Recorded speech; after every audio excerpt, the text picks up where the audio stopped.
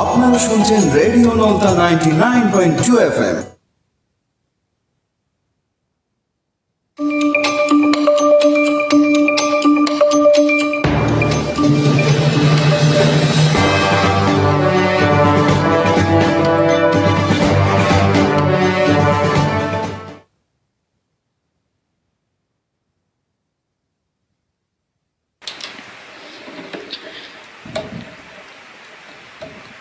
আসসালামু আলাইকুম সুপ্রিয় দর্শক শ্রোতা, আমন্ত্রণ জানাচ্ছি রেডিও নলতার রাতের সংবাদে। আপনাদের সাথে আছি আমি মারুফ হোসেন। শুরুতেই থাকছে সংবাদের শিরোনাম।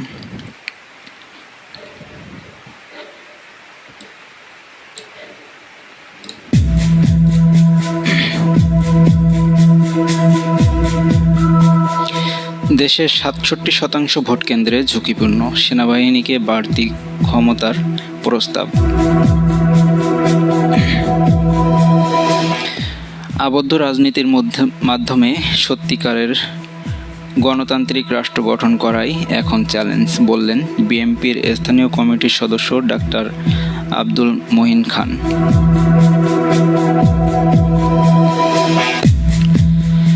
সাতক্ষীরায় অনার্স মাস্টার্স শিক্ষকদের দ্রুত এমপিওর জন্য মতবিনিময় সভা অনুষ্ঠিত।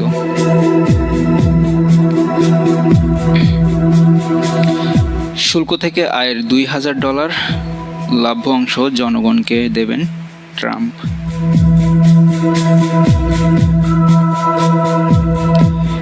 ইসরায়েলে মাটির নিচে কারাগার, সূর্যের আলো পৌঁছায় না কখনো।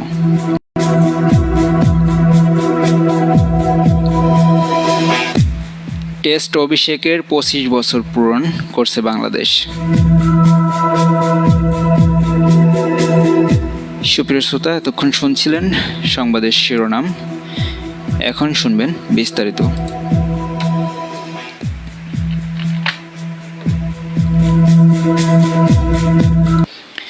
শুরুতেই থাকছে জাতীয় সংবাদ।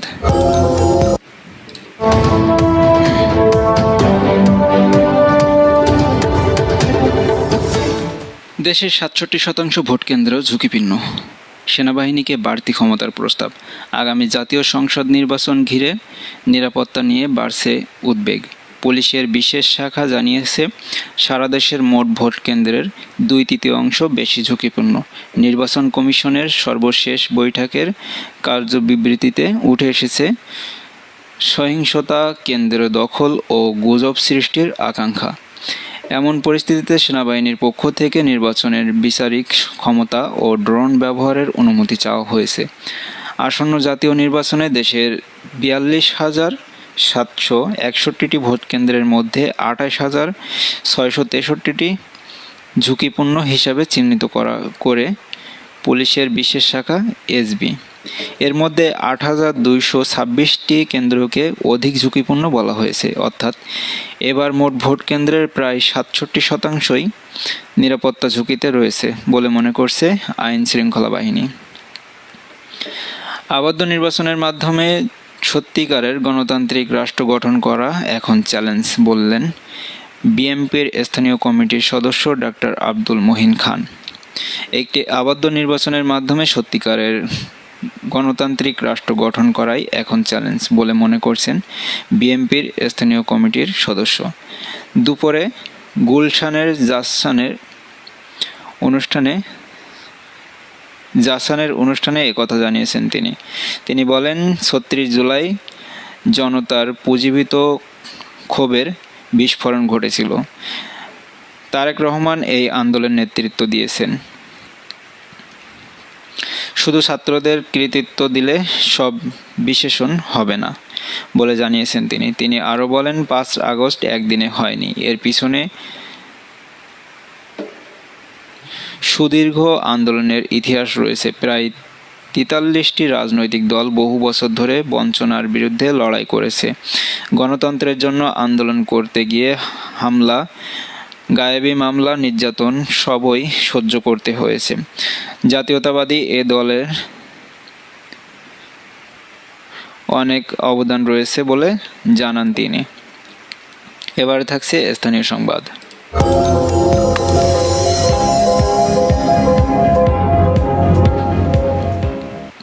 সাতক্ষীরায় অনার্স মাস্টার্স শিক্ষকদের দ্রুত এমপিওর জন্য মতবিনিময় সভা অনুষ্ঠিত। বিস্তারিত থাকছে সাতক্ষীরা থেকে আব্দুল্লাহ আল মামুনের পাঠানো রিপোর্টে। বাংলাদেশ বেসরকারি কলেজ অনার্স মাস্টার শিক্ষক ফেডারেশন সাতক্ষীরা জেলা শাখার আয়োজনে দ্রুত ৩৫০০ অনার্স মাস্টার শিক্ষকের এমপিও বাস্তবায়নের লক্ষ্যে সোমবার বেলা ১২টায় সাতক্ষীরা সিটি কলেজের হলরুমে এই মত বিনিময় সভা অনুষ্ঠিত হয়। ফেডারেশনের সাতক্ষীরা জেলা শাখার সভাপতি আমিনুর রহমানের সভাপতিত্বে প্রধান অতিথি হিসেবে উপস্থিত ছিলেন বেসরকারি কলেজ অনার্স মাস্টার শিক্ষক ফেডারেশন কেন্দ্রীয় কমিটির সভাপতি নেকবার হোসেন। সম্মানিত অতিথি হিসেবে উপস্থিত ছিলেন সাতক্ষীরা সিটি কলেজের ভারপ্রাপ্ত অধ্যাপক মনিরুজ্জামান। বিশেষ অতিথি ছিলেন কেন্দ্রীয় কমিটির যুগ্ম সাধারণ সম্পাদক তরিকুল ইসলাম, সাংগঠনিক সম্পাদক সন্দীপ কুমার দাস, সাতক্ষীরা জেলা শাখার সহসভাপতি তোফায়েল হোসেন সহ নেতৃবৃন্দ। আব্দুল্লাহ আল মামুন, রেডিও নলতা, সাতক্ষীরা। শ্যামনগর থানা পুলিশের অভিযানে সাজাপ্রাপ্ত আসামি গ্রেপ্তার। বিস্তারিত থাকছে শ্যামনগর থেকে পাঠানো রণজিৎ বর্মনের পাঠানো রিপোর্টে। শ্যামনগর থানা পুলিশের বিশেষ অভিযানে সাজাপ্রাপ্ত এক আসামিকে গ্রেপ্তার করা হয়েছে। সাতক্ষীরা জেলা পুলিশ সুপার মোহাম্মদ মনিরুল ইসলামের দিক নির্দেশনায় অতিরিক্ত পুলিশ সুপার প্রশাসন ও অর্থ মোহাম্মদ মুফিদ হাসান খান সাতক্ষীরার সহযোগিতায় এবং শ্যামনগর থানার অফিসার ইনচার্জ মোহাম্মদ হুমায়ুন কবির মোল্লার নেতৃত্বে শ্যামনগর থানার অফিসার এএসআই নিরস্ত্র মোহাম্মদ আব্দুল মমিন ফোর্স সহ অভিযান পরিচালনা করে সিআর ৩৬৯/১২ সাজাপ্রাপ্ত গ্রেপ্তারি পরোয়ানাভুক্ত আসামি নিহার মন্ডল পিতা বিহারী মন্ডল গ্রাম মুন্সিগঞ্জ থানা শ্যামনগরকে ৮ নভেম্বর গ্রেপ্তার করা হয়। শ্যামনগর থানার অফিসার ইনচার্জ বলেন, ধৃত আসামিকে রবিবার বিজ্ঞ আদালতে সোপর্দ করা হয়েছে। শ্যামনগর থেকে রণজিৎ বর্মন, রেডিও নলতা। সুস্থ দেশ গঠনে আইন হাতে তুলে নেওয়া এ প্রবণতা বন্ধের দাবি জানিয়েছে দেবাটা উপজেলা সহ সমগ্র জেলার সচেতন মানুষ। বিস্তারিত থাকছে দেবাটা থেকে রশিদুল আলমের পাঠানো রিপোর্টে।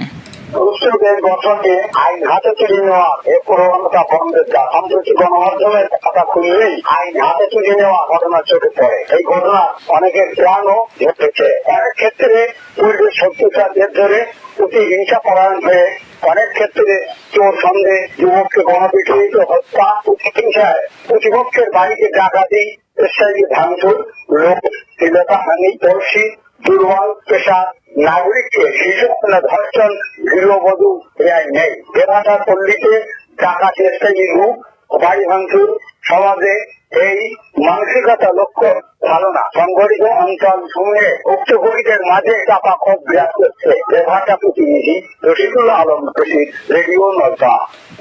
সুপ্রিয় শ্রোতা, আপনারা শুনছেন রেডিও নলতার রাতের সংবাদ। আপনাদের সাথে আছি আমি মারুফ হোসেন। আপনারা শুনছেন রেডিও নলতা 99.2 FM। এবারে থাকছে আন্তর্জাতিক সংবাদ।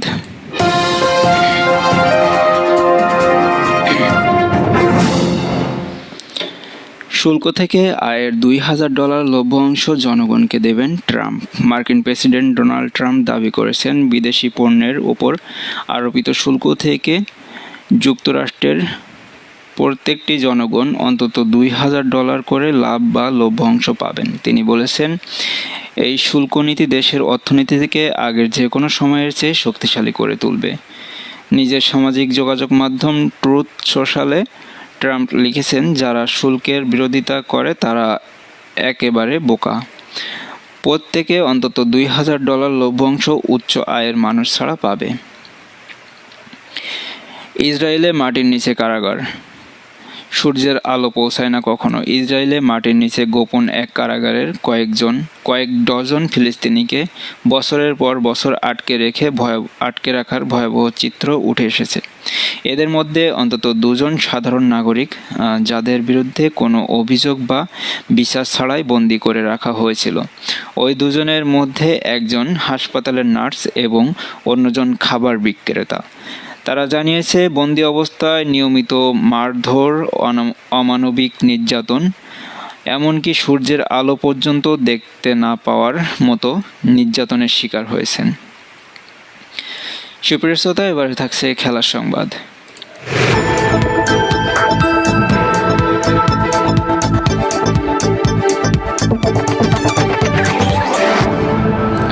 টেস্ট অভিষেকে 25 বছর পূরণ করছে বাংলাদেশ।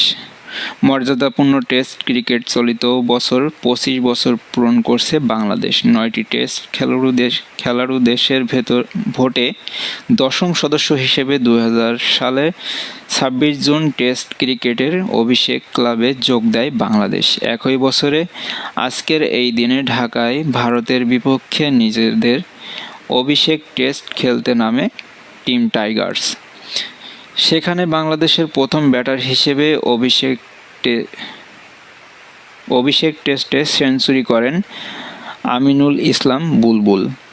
দেশের প্রথম টেস্ট সেঞ্চুরিয়ান বুলবুল এখন বিসিবির সভাপতি। সুপ্রিয় শ্রোতা, শেষ হলো রেডিও নলতার রাতের সংবাদ। এতক্ষণ সংবাদ উপস্থাপনায় ছিলাম আমি মারুফ হোসেন এবং সংবাদ প্রযোজনা ও পুরকৌশল দায়িত্বে ছিলেন মোহাম্মদ রবিউল ইসলাম। তথ্য সমন্বয়ে আব্দুল সালাম, সার্বিক ব্যবস্থাপনায় ছিলেন মামুন হোসেন। রেডিও নলতার সংবাদ বিশ্বের যে কোনো প্রান্ত থেকে শুনতে ভিজিট করুন www.radionolta.com। এছাড়া আমাদের ফেসবুক পেজ থেকে দেখতে ভিজিট করুন www.facebook.com/radionolta ও ইউটিউব থেকে দেখতে ভিজিট করুন www.youtube.com/radionolta। এতক্ষণ আমাদের সাথে থাকার জন্য সকলকে ধন্যবাদ। আমাদের পরবর্তী সংবাদ শোনার আমন্ত্রণ জানিয়ে এখনকার মতো বিদায় নিচ্ছি। আল্লাহ হাফেজ। বাংলাদেশ চিরজীবী হোক।